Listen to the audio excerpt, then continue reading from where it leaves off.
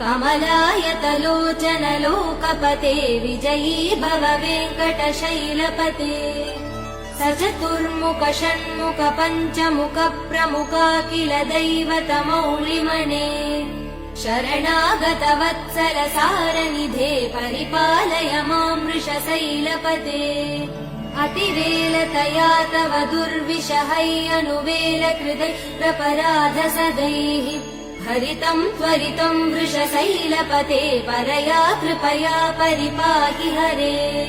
अधिवेङ्कटशैलमुदारमते जनताभिमतादिकदानरतात् परदेवदया गदितान् निगमै कमलादयितान् परं कलये कलवेणुरवा वसगोपवधू शतकोटिवृतात् स्मरकोटिसमात् प्रतिवल्लविकाभिमदात् सुखदात् वसुदेव